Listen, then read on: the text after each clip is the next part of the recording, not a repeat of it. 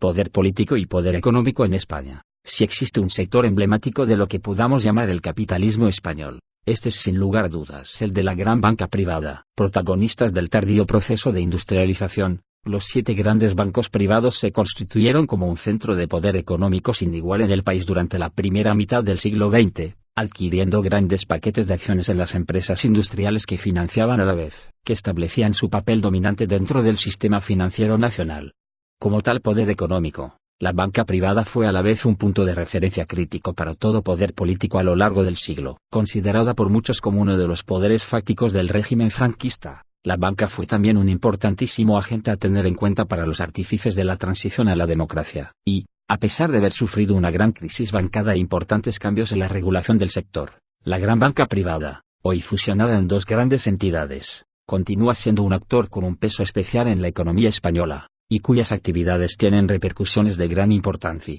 para todo gobierno democrático. Este artículo analiza la relación entre la banca privada y el poder político en España a través de un enfoque basado en la regulación del sector por parte del Estado. Este enfoque nos permite observar que la concentración de poder económico en unas pocas instituciones privadas, en sus 2 vertientes, control de otros sectores estratégicos, y dominio dentro del sistema financiero, fue, en gran medida, el resultado del tratamiento privilegiado conferido a esas instituciones por parte de la autoridad política a lo largo del siglo XX. Este tratamiento privilegiado, empezando a principios de siglo con la introducción del mecanismo de pignoración automática de la deuda pública, y la sanción de un oligopolio en el sector con la Ley Bancaria de 1921, fue una constante que se mantuvo aun cuando el carácter del régimen político y el signo ideológico de la política económica fueron decambiando a lo largo del siglo. Así, por ejemplo, cuando se emprendió una notable liberalización de la economía española tras el Plan de Estabilización de 1959 y la regulación del sector se vio marcada por un alto grado de intervencionismo estatal, los ajustes en la regulación se hicieron de tal forma que se evitó una erosión de la situación de oligopolio en el sistema financiero, y aun cuando el sector mismo fue objeto de un programa de reforma de signo neoliberal durante el transcurso de la transición a la democracia, la secuencia de medidas se calibró de tal forma que se retrasaron durante más de una década aquellas medidas que prometían proporcionar una mayor competencia en el mercado crediticio y en la captura de depósitos por parte de las instituciones privadas. Una verdadera reforma de las trabas a la competencia que se mantenían en la regulación del sector solo se inició cuando el proceso de integración europea forzó a las autoridades españolas a contemplar una inevitable liberalización del mercado financiero español a finales de los años 80. ¿Cómo ha de explicarse la continuidad de este trato distintivo dado a la banca privada por parte de diferentes élites políticas a lo largo de la historia reciente de España? En las secciones que siguen doy un repaso a los principales momentos de cambio en la regulación del sector bancario a lo largo del siglo XX, argumentando que durante cada periodo el tratamiento de la banca por parte del Estado fue el resultado de un proceso de acomodación y acuerdo entre los dirigentes de la política económica y las instituciones privadas. Esta repetida dinámica de acomodación se vio fuertemente influida por el papel del sector bancario en la financiación del tesoro público y la relación entre la regulación del sector financiero y los objetivos de la política monetaria. De hecho, los principales cambios en la regulación del sector fueron instigados por cambios en el uso político que quisieron hacer de la política monetaria las diferentes élites políticas que fueron gobernando el país. Por lo tanto, podemos caracterizar la relación entre la banca privada y la clase política en España como una relación de estrecha reciprocidad en la que la banca fue aceptando diferentes modelos de regulación de sus actividades a cambio de 2 constantes. La exclusión de la alternativa radical que hubiera supuesto la nacionalización del sector y el mantenimiento de un cuadro de medidas reguladoras que limitaban el grado de competencia dentro del sector. Aunque los orígenes de la banca española se pueden remontar a la creación del Banco Nacional de San Carlos en 1782 y la de otros bancos de emisión a mediados del siglo XIX, el principio del sistema bancario moderno se puede datar en la Ley Bancaria de 1874 que forzó la fusión de los bancos emisores en una sola institución, el Banco de España, y con ello creó las bases de una economía monetaria integrada, el Banco de España, que mantendría carácter de sociedad privada hasta su nacionalización en 1962. Seguiría dominando el sector hasta principios del siglo XX cuando un pequeño grupo de instituciones privadas de varios orígenes, antiguos bancos de emisión convertidos en bancos comerciales tales como el Bilbao y el Santander, instituciones creadas gracias a la repatriación de capitales indianos, tales como el hispanoamericano, más una institución, el Banco Español de Crédito, que reemplazaría al fallido crédito mobiliario español tras el fracaso de la banca industrial francesa. Empezaron a aumentar sus actividades, llevando a una fuerte concentración en lo que serían 6 grandes, y más tarde 7 grandes bancos, el Hispanoamericano, Central, Bilbao, Santander y Vizcaya, el Banco Español de Crédito, Banesto, y más tarde el Banco Popular. Como en otros casos europeos de industrialización tardía pero relativamente autónoma, es decir, financiada principalmente por el capital nacional, esta gran banca española se desarrolló conforme al modelo de banca universal, compaginando las actividades de banca comercial, toma de depósitos y concesión de créditos, con la de banca industrial, adquisición de una cartera de participaciones accionariales en las empresas que financiaba. Esto le daría un papel de fuerte protagonismo en el proceso de industrialización, ya que llevaría a una fuerte presencia de la banca en los consejos de administración de muchas de las principales empresas industriales del país. Sin embargo, a diferencia de otros países con desarrollo tardío como Alemania o Suecia, esta participación de la banca en la industria no estuvo ligada en el caso español a un modelo de industrialización dirigido hacia la exportación. Al contrario, los motores principales de la participación de los grandes bancos en el proceso de industrialización en España fueron dos bien diferentes. Por una parte, la participación de los bancos en la monetización de la deuda pública a través de la llamada pignoración automática que permitía a los bancos incrementar la proporción de recursos invertidos en el sector industrial frente a sus recursos líquidos a un riesgo insignificante. Por otra parte, un régimen comercial altamente proteccionista para los sectores que los bancos financiaban y en los que participaban como accionistas. Esta combinación de políticas financiación inflacionista de la deuda pública y proteccionismo comercial permitía a los bancos españoles obtener beneficios extraordinarios a través de sus inversiones en la industria sin tener que desarrollar la cultura interna necesaria para promover estrategia de competitividad industrial tal como hizo la banca en los casos de Alemania o Suecia. Pero también provocaba otro efecto. Creaba una relación de dependencia mutua entre la élite bancaria y la élite política del régimen de la Restauración. El proteccionismo más intenso, sin embargo, vendría a darse precisamente en la regulación de la banca misma. La Ley Bancada de 1921 estableció un status quo por el cual se cerraba la entrada al sector a la vez que se dejaba en manos del Consejo Superior Bancario, un cuerpo corporativo dominado por los grandes bancos, la regulación de muchos aspectos críticos del negocio bancario tales como los tipos de interés máximos pagados sobre los depósitos y las normas prudenciales de la banca. De esta forma, el Estado sancionaba la cartelización del sector por las entonces existentes grandes entidades. Estos dos elementos de la regulación bancaria de esta época, el proteccionismo y la autorregulación, pueden considerarse como la contrapartida de la participación de los bancos en la financiación inflacionista del Tesoro a través de la pignoración automática que ya, como hemos visto, de por sí, acarreaba fuertes beneficios para la banca. Lo que la autoridad política sacrificaba en este intercambio era por una parte los beneficios que hubiera proporcionado para el desarrollo de la economía española un mayor grado de competencia en el sistema financiero, y por otra su capacidad de intervenir en el sector para promover sus propios objetivos de política económica. Así, mientras se restringía la competencia en el sector, también se constreñía considerablemente el papel del Estado en el proceso de desarrollo económico. Tal intercambio en la legislación bancaria encajaba con el carácter político del régimen de la Restauración, el cual estaba basado en una acomodación entre los intereses de la aristocracia agrícola y la aristocracia financiera, la segunda fuertemente representada en los consejos de los grandes bancos. Pero los privilegios cedidos en la ley de 1921 se mantendrían a lo largo de los regímenes políticos subsiguientes, durante los cuales los banqueros parecen haber llegado a ejercer un verdadero poder de veto sobre la política económica. En el caso de la dictadura, la oposición de la banca al talante nacionalista, y por lo tanto más intervencionista, de Primero de Rivera ha sido ofrecida como un factor crítico en la caída del régimen. En el caso de la República, cuyos líderes, según Velarde, mantenían una actitud de respeto reverencial hacia la banca, el Consejo Superior Bancario acabó con los objetivos socializadores de la reforma agraria al vetar la creación de un banco público para la agricultura. La resistencia de la gran banca a una expansión del intervencionismo estatal fue tal, según este autor, que llevó al abandono de todo plan de socialización económica en el programa del Frente Popular de 19.366. De hecho, la primera amenaza seria a la autorregulación y protección de la gran banca se daría con la llegada del régimen franquista. La búsqueda de autosuficiencia económica en un contexto internacional hostil convirtió en imperativo el objetivo de la industrialización, y ello creaba una fuerte justificación para aumentar el papel del Estado en la economía. A esto se añadía el hecho de que los principales líderes del nacionalsindicalismo mantenían una visión altamente crítica del capital financiero español y de que el mismo José Antonio Primo de Rivera había llamado a la nacionalización del sector como una de las piezas críticas en la plataforma de La Falange.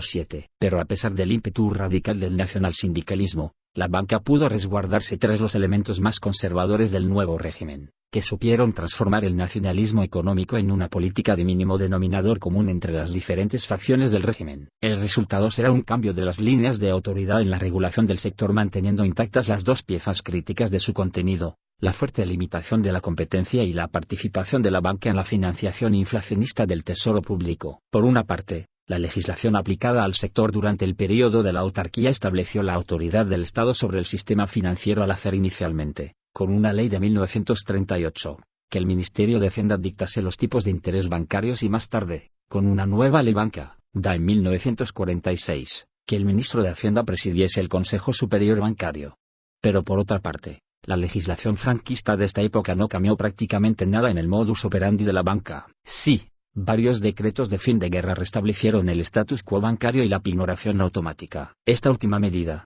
unida al abandono de un patrón fiduciario para la peseta por parte del nuevo régimen, sirvió para proveer a los bancos de una liquidez casi sin límites con la cual pudieron aprovechar las oportunidades de inversión que ofrecían el alto grado de protección y la represión de los costes laborales ofrecidos a la industria durante este periodo. Otro campo en el que se puede observar la limitación de las aspiraciones de los sectores más radicales del régimen en beneficio de la banca es el de la creación del Instituto Nacional de Industria. Así, mientras los artífices militares del instituto habían aspirado a emular el ejemplo italiano del Instituto per la Ricostruzione Industriale, IRI, convirtiendo al INI en un holding financiero que hubiera permitido al Estado competir con la banca en el sector bancario, las actividades del nuevo instituto se vieron limitadas a la producción de productos de base, minería, acero y energía, de forma que, como observaría el politólogo americano Charles Anderson, el INI no captó mucho terreno industrial al sector privado. No es de extrañar por lo tanto que la gran banca aprovechara la política de sustitución de importaciones bajo el régimen autárquico para consolidar su peso en el sistema financiero y aumentar su papel como accionista en otros sectores de la economía española, del plan de estabilización al plan de desarrollo y el intervencionismo financiero, como hemos visto.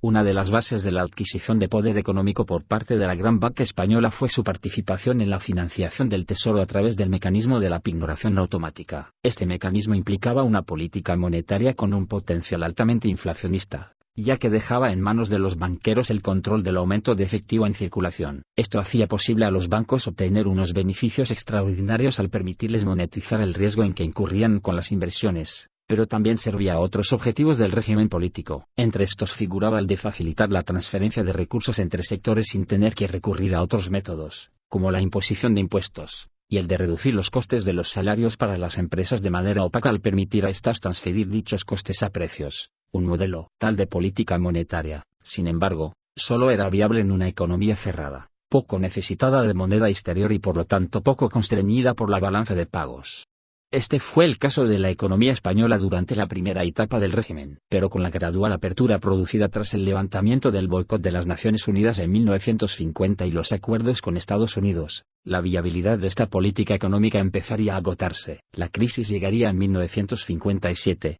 cuando los bancos respondieron a un incremento en la demanda de crédito causada por dos subidas salariales decretadas por José Girón, llevando la deuda pública que habían acumulado a pignorar en el Banco de España. Bajo las reglas existentes de regulación del sector bancario, el gobierno no pudo parar el proceso. Una vez exhaustas las reservas del banco emisor a mediados de 1959 se había llegado al límite. Las alternativas que se presentaban eran las de imponer un ajuste draconiano en la calidad de vida de la población, un escenario peligroso para un régimen que a pesar de su carácter represivo tenía que hacer frente a importantes tensiones internas, o la apertura de la economía española a los mercados y capital externos. La consecuencia fue el Plan de Estabilización de julio de 1959, que serviría de contrapartida a un paquete de financiación exterior garantizado por el Fondo Monetario Internacional, FMI, con el cual se paliaría la crisis de la balanza de pagos. Una de las piezas principales del plan fue precisamente la abolición de la pignoración automática. A partir de este momento, la política monetaria tendría que ser reconciliada con la necesidad de mantener la convertibilidad de la peseta,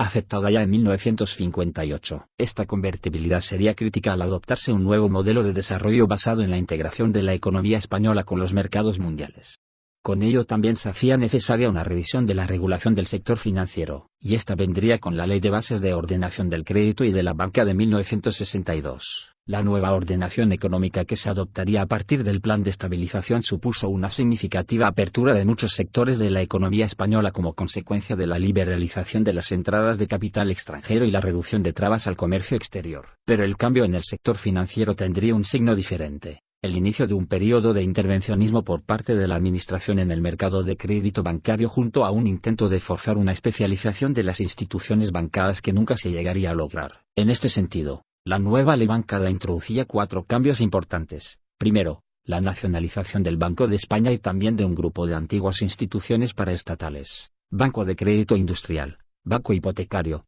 etc., que serían convertidas en entidades oficiales del crédito o EOK. Segundo, la creación de una nueva estructura de regulación en la que la supervisión del sector se dividía entre 3 instituciones públicas: el Banco de España, el Instituto de Crédito de las Cajas de Ahorro, y el Instituto del Crédito a Medio y Largo Plazo. Tercero, la ley definía al sector financiero como un instrumento de la Comisión del Plan, creada en 1960, y finalmente, la ley abrogaba el status quo garantizado en las leyes bancarias anteriores al requerir la especialización de las instituciones bancarias y legalizar la creación de nuevos bancos industriales. Como resultado de los primeros 3 cambios, se crearían 2 circuitos de financiación privilegiada a través de los cuales la autoridad política dirigiría recursos del sector financiero hacia ciertos usuarios de acuerdo con la política de planificación indicativa adoptada en 1960. El primero de estos circuitos sería el del crédito oficial, es decir, crédito administrado por las nuevas EOC, que sería financiado principalmente a través de un coeficiente de deuda pública impuesto a las instituciones financieras. Aunque este coeficiente se aplicó a la banca privada,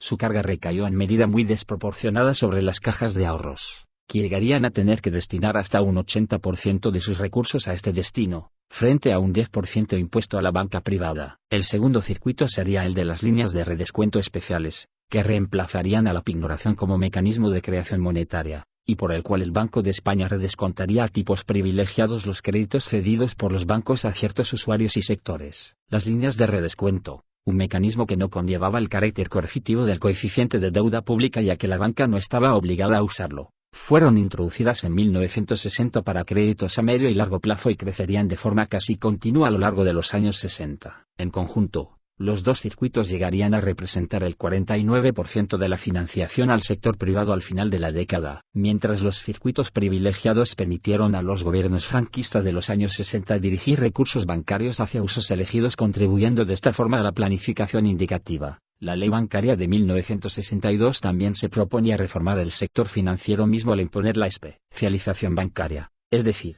al limitar las actividades de la banca existente a las propias de una banca comercial y permitir la creación de nuevos bancos industriales especializados en la provisión de crédito a medio y largo plazo que podían mantener una cartera de valores industriales. Esto parecía implicar una reducción del grado de oligopolio existente en el sector, ya que con la legalización de nuevos bancos industriales se rompía el status quo del sector adoptado en la Ley de 1921 y mantenido por la Ley de 1946. De hecho, aunque la especialización se justificaba principalmente por el deseo de rectificar la falta de correspondencia entre el plazo de las inversiones industriales y la financiación que recibían, dada la costumbre de los bancos de financiar inversiones a largo plazo basándose en créditos a corto plazo, la ley también parecía responder al objetivo político de rectificar un poder de la gran banca percibido como excesivo. Así, según el preámbulo de la ley, la falta de restricciones a las actividades de los bancos, junto al statu quo impuesto por la legislación anterior, también hizo crecer la influencia de la banca en los negocios privados, dando lugar a que pudiera, en ocasiones, hablarse de una política discriminatoria en la concesión de créditos, una situación que debía de afrontarse decididamente. A primera vista, la ley bancaria de 1962 parecía imponer un cambio radical en la relación entre la banca privada y el poder político en favor del segundo, así como buscar una verdadera reforma de las condiciones de oligopolio que se habían sancionado en la legislación bancaria anterior. Sin embargo, en la práctica, la nueva ordenación surtiría muy poco efecto sobre el grado de competencia en el sector a causa de las condiciones con las que sería reglamentada la especialización bancaria. La capacidad de los nuevos bancos industriales de competir con la banca tradicional se vio seriamente limitada al permitírseles solo abrir 3 oficinas, aunque les fue otorgado el privilegio de ser las únicas instituciones autorizadas a emitir certificados de depósitos a largo plazo. La limitación en materia de oficinas hizo que nunca pudieran ejercer una fuerte competencia en el mercado de pasivos. Además, se impusieron unos requisitos de capital muy altos para la apertura de bancos industriales y se le permitió a la banca tradicional tomar control de estos nuevos bancos. En consecuencia, Los 7 grandes pudieron abrir sus propios bancos industriales y serían estos los que dominarían el nuevo sector. Así, mientras un estudio del grado de concentración en el sector muestra una cierta descentralización del negocio bancario entre 1959 y 1973 si se toman las entidades bancadas por separado, no se detecta apenas ningún cambio cuando se analiza el sector en términos de grupos bancarios. Finalmente, en la práctica, los 7 grandes pudieron mantener sus carteras de acciones a base de emitir ampliaciones de su propio capital, ya que la única restricción que se impuso fue el que las carteras de acciones de los bancos comerciales no podían exceder la suma de su capital y sus reservas. La aceptación por parte de la banca del intervencionismo estatal en la regulación del crédito bancario fue también lograda gracias a la forma que éste tomó. Como hemos visto, el peso del mecanismo más coercitivo, el coeficiente de deuda pública, fue cargado de forma desproporcionada sobre las cajas de ahorros, sino por los bancos. Pero además, este coeficiente ha de ser visto en términos de la alternativa que hubiera supuesto el permitir a las EOCs financiarse a sí mismas dotándolas como verdaderas instituciones bancadas que hubieran podido competir con las instituciones privadas en la captura de depósitos. Tal alternativa hubiera supuesto una amenaza mucho mayor para los 7 grandes, ya que hubiera conllevado un verdadero aumento de la competencia en el sector. El coeficiente obligatorio de deuda pública por lo tanto involucraba un pacto implícito,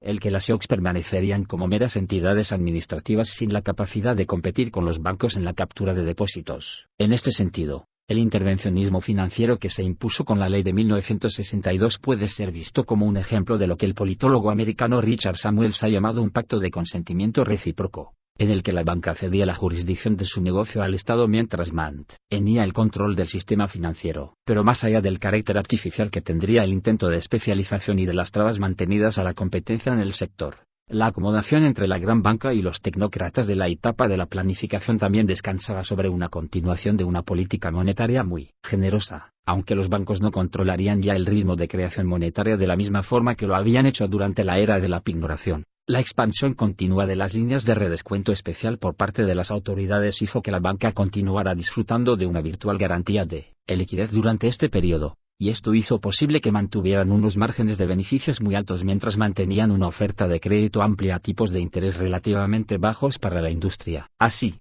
una vez más, no es de extrañar que, entre los límites a la competencia en el sector y esta continuada política de expansión monetaria, la gran banca pudiera expandir su negocio y mantener su influencia sobre otros sectores a lo largo de la década. Transición política y liberalización pactada. Como hemos visto, la garantía de liquidez de la que había dependido la estrategia de negocio de los 7 grandes bancos durante el periodo de la pignoración automática se mantuvo, de forma algo más controlada, durante la era de la planificación gracias a la expansión continua de las líneas de redescuento oficial. Ello suponía una política monetaria altamente expansionista que, aparte de reconciliar los intereses de la banca con los de los tecnócratas del plan, también sería una herramienta política que servía para neutralizar el conflicto social bajo el régimen franquista. Como respuesta al progresivo incremento de la militancia laboral organizada por los sindicatos clandestinos, la industria española permitió subidas salariales que repercutieron, a su vez, en alzas de precios casi continuas a lo largo de la década de los 60. Esta dinámica inflacionista se alimentaba con la generosa política crediticia de los gobiernos tecnócratas. Pero a finales de 1967 la espiral de salarios y precios desembocaría en una nueva crisis de la balanza de pagos que abriría el camino para otro cambio en la regulación del sector bancario. En un intento de repetir los resultados del Plan de Estabilización de 1959,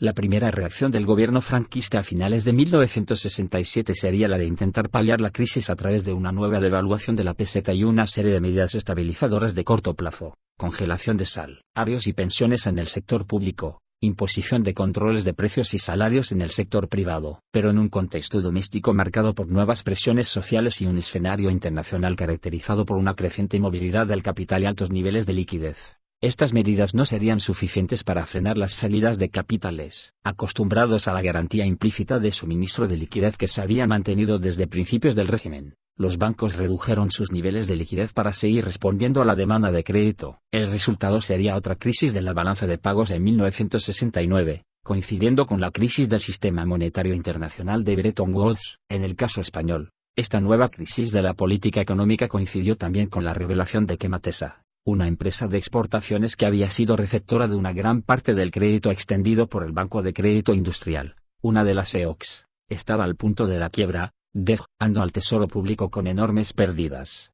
Matesa se convertiría en el único y gran escándalo político-económico de la dictadura franquista, y lo haría precisamente al conectar la percepción pública de corruptela bajo el régimen franquista con los circuitos de financiación privilegiada creados tras la ley bancada de 1962, como escriben Gabriel Tortella y Juan Carlos Jiménez. El asunto Matesa se convirtió en un escándalo que sirvió para poner en cuestión las líneas maestras de la política económica subsiguiente al Plan de Estabilización de 1959 y, en especial, la organización del crédito oficial tal como quedó, delineada tras la ley de 1962. 18. El escándalo de Matesa abriría el espacio político para otro cambio en la regulación del sector financiero. Las primeras medidas de importancia en este proceso serían un cambio en la regulación de los tipos de interés bancarios y una reforma de las entidades oficiales del crédito. La nueva regulación de tipos bancarios aprobada en 1969 acabaría con el sistema arcaico según el cual los depósitos estaban sujetos a tipos de interés máximos, mientras los créditos estaban sujetos a mínimos,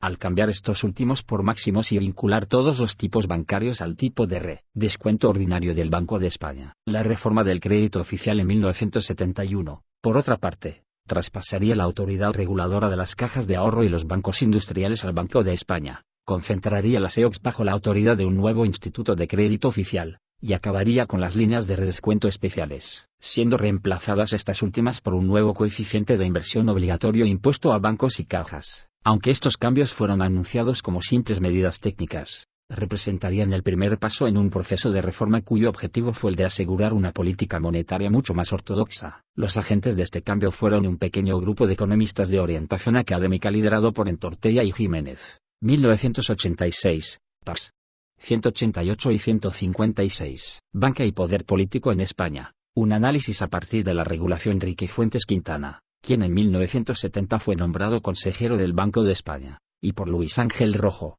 quien, con el apoyo de Fuentes, tomaría en 1971 la dirección del Servicio de Estudios de la institución. Este grupo de individuos se identificaba fundamentalmente con el espíritu liberal del Plan de Estabilización de 1959, que consideraban malogrado a consecuencia del ascenso de los tecnócratas liderados por López Rodó e identificados con la planificación, y mantenían una visión altamente crítica de el modelo de regulación selectiva del crédito introducido con la ley bancada de 1962, un punto de vista recogido en la muy repetida frase según la cual el plan de estabilización nos desarrolló, y el plan de desarrollo nos desestabilizó, y en la opinión de que en la historia de España no había existido ninguna política monetaria que mereciera este nombre hasta entonces. Para asegurar una política monetaria más ortodoxa era necesario desmantelar el régimen de regulación selectiva del crédito que la banca había aceptado en 1962. Pero también era necesario establecer las bases de un verdadero mercado monetario, un objetivo que no se podía obtener sin alterar el cuadro regulador que limitaba la competencia en el mercado de captura de depósitos, manteniendo la situación de oligopolio en esta parte del negocio bancario. Para avanzar estos objetivos,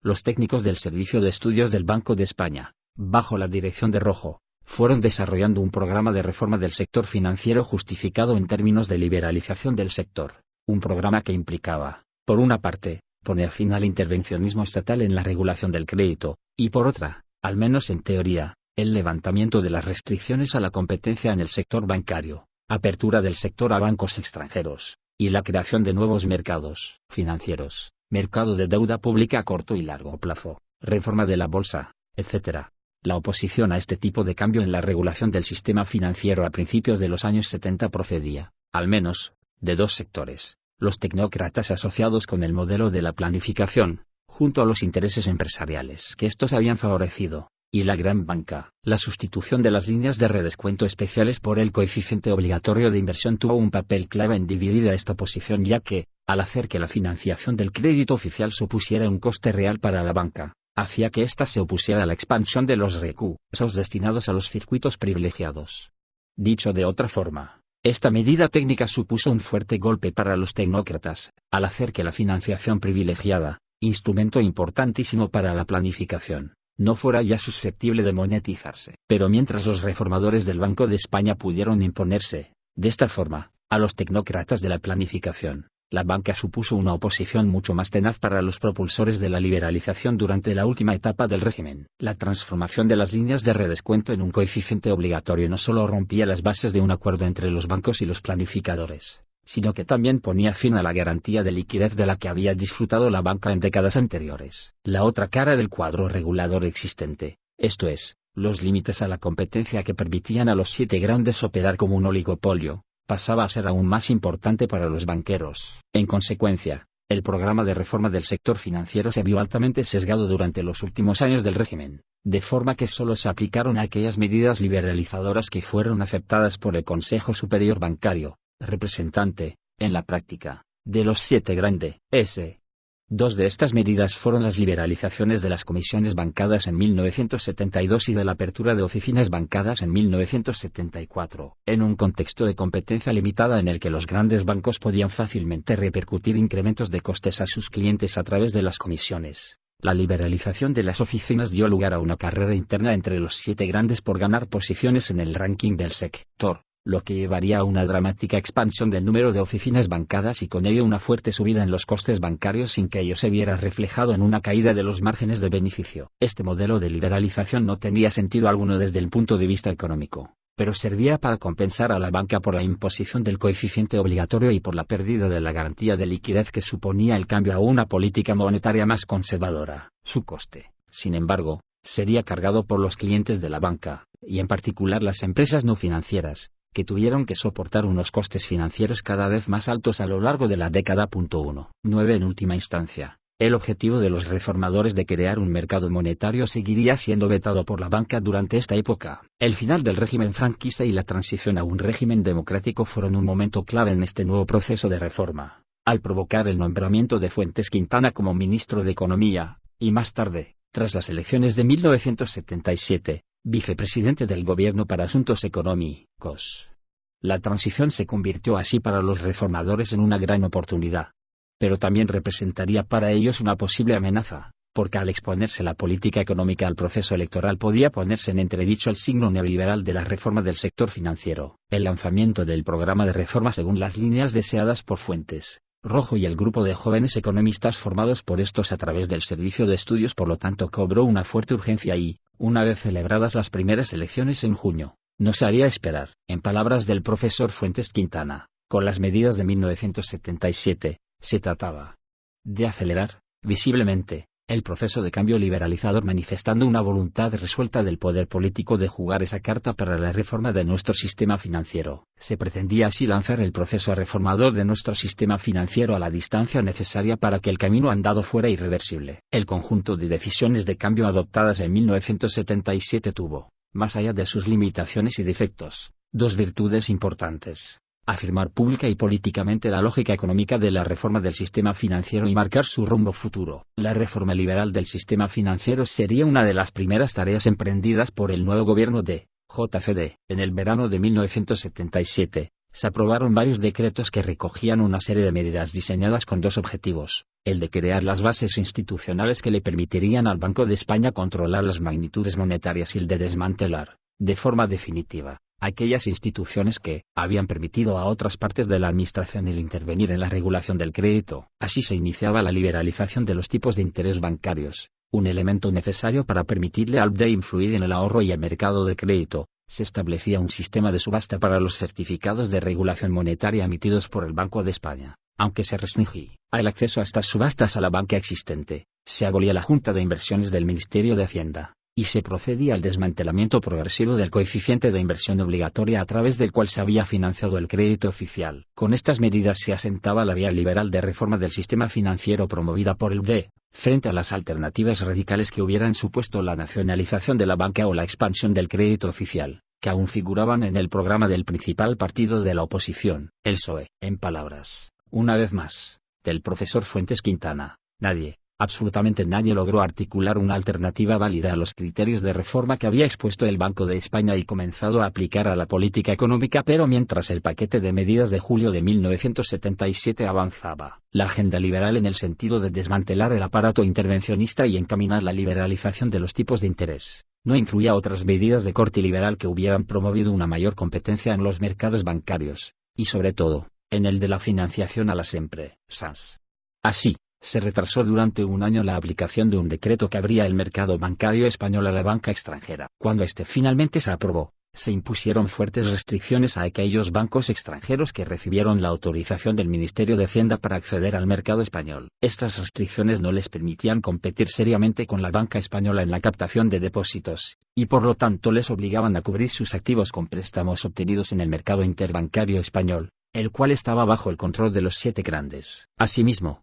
se retrasó casi indefinidamente la aplicación de una reforma del mercado de valores recomendada por una comisión de expertos nombrada con este propósito por el gobierno en 1977. Este sesgo en la manera en la que se aplicó la reforma durante la transición ha de explicarse por el hecho de que las medidas de 1977 fueron una reforma pactada entre el equipo de Fuentes y la gran banca, una reforma en la que se avanzaban aquellas medidas de mayor importancia para el Banco de España, sobre todo la iniciación de un mercado monetario y el desmantelamiento del aparato intervencionista, a cambio de una extremada moderación, por no llamarlo ausencia, de medidas que hubieran rebajado la capacidad de los 7 grandes de cartelizar el sector. Así, al igual que los tecnócratas de la planificación habían llegado a una acomodación con la gran banca en la creación de un marco regulador intervencionista, el grupo de reformadores liderado por Fuentes y Rojo, y centrado, institucionalmente, en el Banco de España, optó por avanzar su agenda de reforma neoliberal sin pujar agresivamente por una alteración del carácter oligopolístico del sector financiero. La razón de esta nueva acomodación entre una nueva élite política y el sector bancario parece descansar en la percepción, por parte de los artífices de la reforma,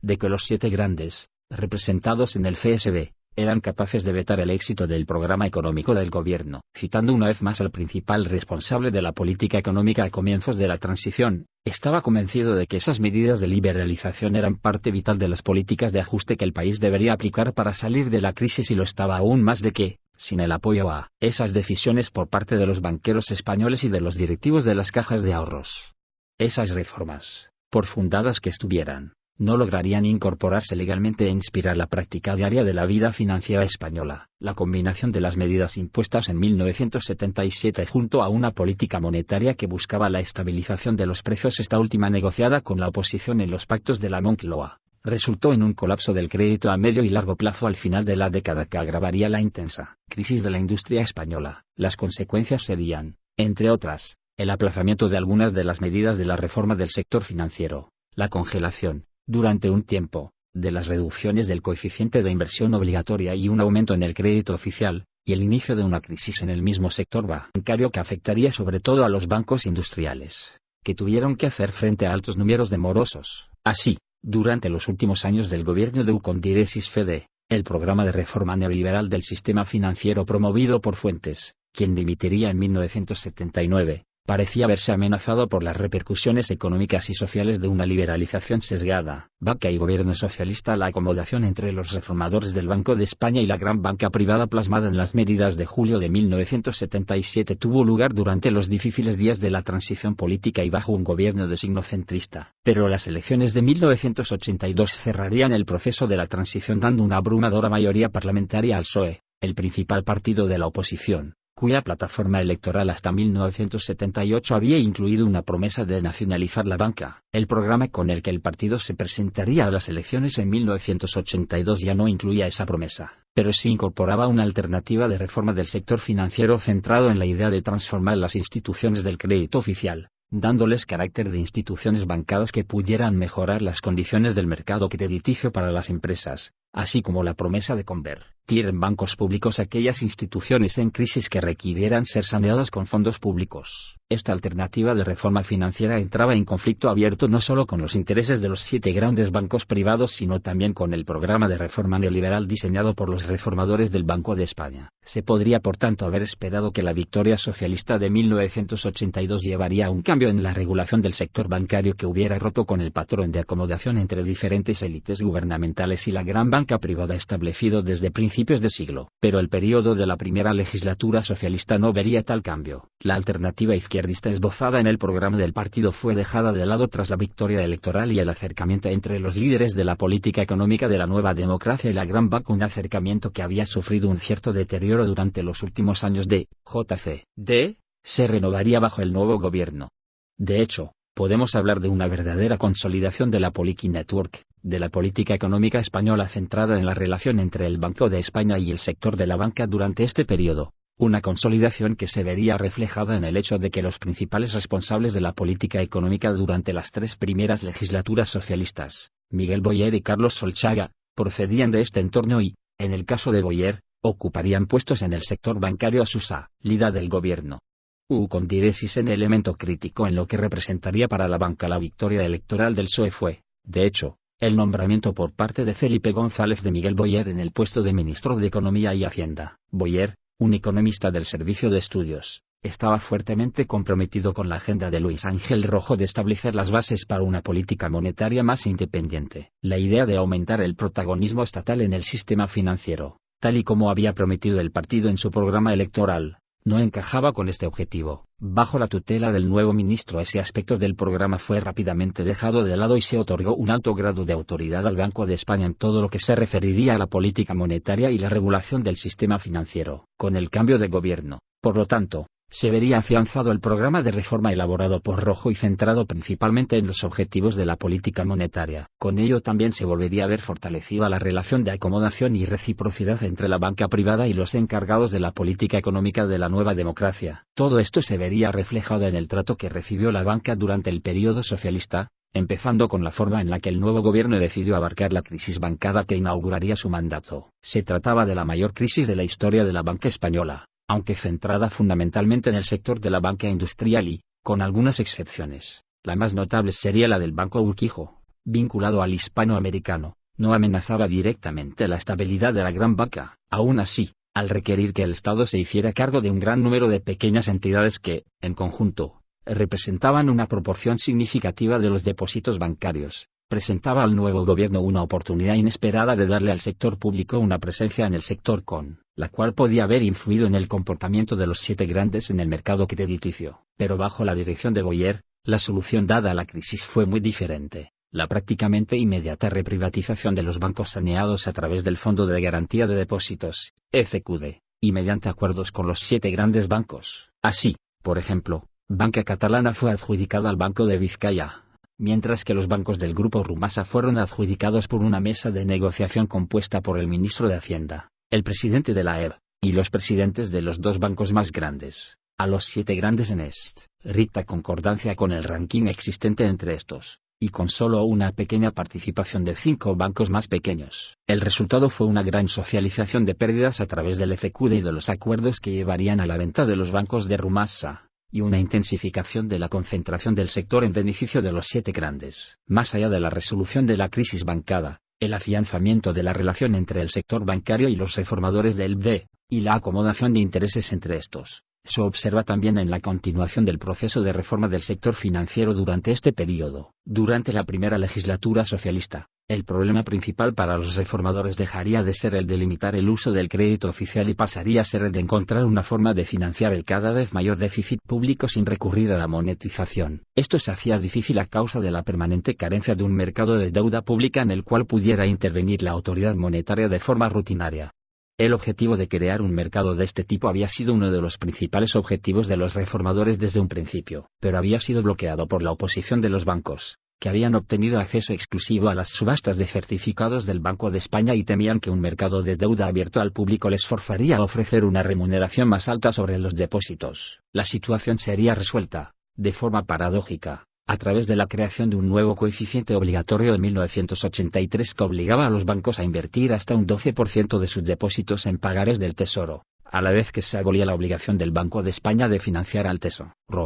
Aunque este nuevo coeficiente parecía mostrar una vuelta al intervencionismo, tenía la virtud para la banca de evitar una reforma más radical del mercado de deuda pública, que hubiese implicado una mayor competencia en la captación de pasivo. De hecho, durante la mayor parte de la vigencia del nuevo coeficiente, que empezaría a ser reducido a partir de 1987, los bancos mantuvieron niveles de pagarés en su cartera que eran mayores del prescrito. Por lo tanto, podemos considerar este nuevo cambio en la regulación bancada como otro ejemplo de un pacto en el que la banca cedía la jurisdicción de sus actividades, en este caso, sus inversiones en deuda pública, a la autoridad política a cambio de mantener su grado de control sobre el mercado financiero, en este caso el de pasivos, mientras el nuevo gobierno solventaba así el problema de la monetización del déficit a través de una solución pactada con la banca, retrasando la creación de un verdadero mercado de deuda pública, Se siguieron postergando otras medidas que hubieran ampliado el proceso de liberalización. Entre estas estaban la reforma del mercado de valores y el trato de la banca extranjera. De hecho, en 1984 el Banco de España impuso un moratorio a la entrada de nuevos bancos extranjeros argumentando que se había llegado al punto de saturación del mercado. Un punto que se estableció arbitrariamente cuando estos bancos habían captado el 14% del mercado de créditos. Con diéresis N año más tarde, tras una maniobra por parte de los 7 grandes de restringir la financiación de la banca extranjera en el mercado interbancario, esa proporción había vuelto a reducirse al 10%, y en los años subsiguientes varias de las instituciones extranjeras que habían sido admitidas tras el decreto de 1978 decidieron abandonar el mercado español a causa de los obstáculos que se les continuaba poniendo en el negocio bancario. Integración europea, del proteccionismo al nacionalismo financiero. Como hemos visto, la primera legislatura socialista representó un periodo durante el cual se afianzó el papel del Banco de España en la política económica mientras se ajustaba el proceso de liberalización de tal forma que se mantenían importantes trabas a la competencia en el sector financiero. Ello suponía una continuación de la pauta establecida de acomodación de intereses entre una gran banca acostumbrada a un alto grado de protección y las élites dirigentes de la política económica española. Pero la entrada de España en la Comunidad Europea, a finales de ese periodo requeriría cambios que hasta aquel momento se habían evitado y que alterarían el orden en el sector bancario. Por una parte, la participación en la CE, que en 1986 adoptó la fecha límite de 1992 para integrar sus mercados financieros, forzaría varias medidas que habían ido siendo retrasadas por las autoridades españolas. Por otra, la integración con el mercado financiero europeo, al exponer a la banca española a la posibilidad de adquisición por entidades extranjeras, amenazaba con minar la cohesión de las relaciones existentes entre la autoridad monetaria y las instituciones financieras y con ello, en última instancia, la influencia del Banco de España en la evolución de la economía española. Esto llevaría a una nueva estrategia por parte de las autoridades, promover la consolidación de la banca española en un número reducido de grandes entidades que fueran capaces de hacer frente a un mercado con fuertes presiones externas. El efecto más evidente de la entrada en la Comunidad Europea serán dos medidas que alterarán la naturaleza del sistema financiero español al fomentar las fuentes de financiación a las que tenían acceso otros sectores. La primera de estas fue la reforma de la bolsa y la creación de un mercado de valores con unas características modernas en 1989. La reforma de la bolsa había sido dejada aparcada desde la entrega del informe del Comité de Expertos en 1978. Las grandes entradas de capital extranjero en la bolsa tras el acceso a la FE hicieron que los grandes bancos desarrollasen un interés en la reforma, al demandar los nuevos inversores extranjeros servicios que solo se podían dar en un mercado moderno y que prometían ser altamente lucrativos para quienes los ofrecieran. En cualquier caso, el horizonte de un mercado financiero europeo único en 1992 hizo que se retomase el proyecto con cierta urgencia por las autoridades ya que, sin un mercado moderno, España no podría competir con otros países de la comunidad en mantener el interés de los inversores extranjeros. En segundo lugar, la integración europea también hizo que se abriera el mercado bancario español de forma más significativa a la participación de la banca extranjera, ya que las restricciones mantenidas desde 1978 no serían autorizadas por la nueva legislación europea. Pero el horizonte creado por el proceso de integración europea también tendría otro efecto sobre la relación entre la banca y la autoridad política en España. A finales de 1987, el Banco de Bilbao, rompiendo con todas las reglas que habían regido las relaciones entre los 7 grandes bancos, presentó una oferta pública de adquisición a los accionistas de Banesto. El intento fracasó cuando la dirección de Banesto consiguió un fallo de la Bolsa de Madrid que le permitió ganar tiempo para buscar nuevos inversores y así frenar la oferta. Pero la acción del Bilbao alteraría radicalmente el modus vivendi de los 7 grandes, fundamentalmente porque parecía responder a la visión del Banco de España, que poco antes había hecho público un estudio encargado por el gobierno sobre el sector bancario, el llamado Informe Rebel, en el que destacaba las dimensiones reducidas de los grandes bancos frente a la banca extranjera y recomendaba un proceso de fusiones que coincidía en varios aspectos con la acción del Bilbao. Aunque el papel del gobierno en la OPA del Bilbao nunca fue aclarado, la coincidencia entre las recomendaciones del informe Rebel y la acción sin precedentes del Bilbao sugería una nueva voluntad por parte de la autoridad política de promover cambios en el sector aun cuando esto supusiera enfrentamientos entre las instituciones existentes. Esta voluntad sería confirmada cuando en 1991 el gobierno decidió transformar las EOX en una institución bancaria al fusionarlas con la Caja Postal creando la Corporación Bancaria de España, que posteriormente sería privatizada como Argentaria, con el propósito, expresado por el ministro Solcha, de incitar fusiones entre la gran banca privada. A este respecto, los esfuerzos de la autoridad política serían exitosos. Así, Mientras en un primer momento Banesto pudo resistir la OPA del Bilbao basándose en las instituciones tradicionales del sistema financiero, la antigua dirección de la Bolsa de Madrid, el intento fallido del Bilbao, al romper con el acuerdo entre caballeros que había regido las relaciones entre los 7 grandes, fue sucedido por una serie de fusiones, empezando con la del Bilbao y el Vizcaya, que, junto a la crisis de Banesto y su adquisición por el Santander, una década más tarde había dejado solo 2 grandes bancos, el BBVA, Banco Bilbao Vizcaya Argentaria, y el BSCH, Banco Santander Central Hispano. Así, en la última década del siglo, a diferencia de la tendencia general de relaciones entre banca y clase política en el pasado, ahora eran las élites estatales quienes emprendían la tarea de forzar cambios en el sector bancario. Cambios, eso sí, diseñados con la intención de preparar a la banca nacional para afrontar el reto de la integración europea. Es curioso que este cambio de un perseverante proteccionismo a una estrategia de preparar a la banca para la competencia exterior, lo que podríamos llamar nacionalismo financiero, llevó a las autoridades a emprender precisamente la reestructuración del crédito oficial que el PSOE había propuesto en su programa electoral de 1982, es decir, la transformación de la SEOX en una entidad bancaria. Pero si bien el objetivo de tal reestructuración en el programa socialista era el de forzar mejores condiciones de financiación para la industria, el objetivo en 1991 era otro: defender el carácter nacional del sector financiero. Así, a pesar de la filosofía neoliberal que inspiró la reforma del sector financiero a partir de la transición democrática, la banca seguiría recibiendo un trato singular por parte del poder político. Recibiendo un trato singular por parte del poder político. Recibiendo un trato singular por parte del poder político. Recibiendo un trato singular por parte del poder político. Recibiendo un trato singular por parte del poder político. Recibiendo un trato singular